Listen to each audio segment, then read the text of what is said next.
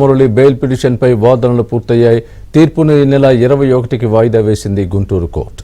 చంద్రబాబు పవన్ లోకేష్పై అనుచిత వ్యాఖ్యలు చేసిన కేసులో గుంటూరు జిల్లా జైల్లో రిమాండ్లో ఉన్నారు పోసాని. ఆయనపై ఏపీలోని పలు చోట్ల కూడా కేసులు నమోదయ్యాయి.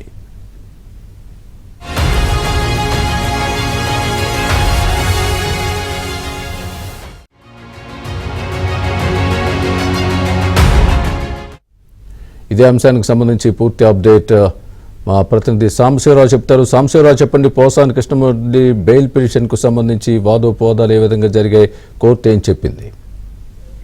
స్వామి, ప్రస్తుతం గుంటూరు జిల్లా జైల్లో రిమాండ్ ఖైదీగా ఉన్న పోసాని కృష్ణమురళికి బెయిల్ ఇవ్వాలంటూ ఆయన తరపు న్యాయవాదులు గుంటూరు సిఐడి న్యాయస్థానంలో బెయిల్ పిటిషన్ దాఖలు చేసిన నేపథ్యంలో గత 2 రోజుల నుంచి 2 రోజుల క్రితం వాయిదా పడి ఈ రోజుకి విచారణ వాయిదా పడింది. ఈ రోజు ఆ పోసాని బెయిల్ పిటిషన్ పై వాదనలు జరిగాయి. వాదనలు పూర్తయిన తర్వాత తీర్పు ఇచ్చేందుకు కూడా 21వ తారీఖు వాయిదా వేశారు. అంటే రేపు లేదా ఎల్లుండి 21వ తేదీకి పోసాని కృష్ణమురళి బెయిల్ పిటిషన్ పై కూడా న్యాయమూర్తి తీర్పు వెలువరించనున్నారు. అయితే ఈ నెల 23 వరకు ఆయనకి సిఐడి కోర్టు రిమాండ్ విధించిన నేపథ్యంలో 21కి బెయిల్ వస్తుందా లేదనేది కూడా ఆసక్తి అయితే ఉంది. అయితే ఇప్పటికే ఆయన ఒక రోజు కస్టడీకి తీసుకొని సిఐడి పోలీసులు విచారించిన నేపథ్యంలో మరొకసారి కస్టడీ కోరేందుకు కూడా సిద్ధమవుతున్నట్టు కూడా తెలుస్తుంది. మరి ఈ కస్టడీ కస్టడీ పిటిషన్ వేసే లోపు బెయిల్ వస్తుందా లేక ఈ లోపు ఎవరైనా పీటీ వారెంట్లు వేసి మరొకసారి ఆయన రిమాండ్ పంపిస్తాడని కూడా పోసాని మురళీ కృష్ణ అంశంలో కూడా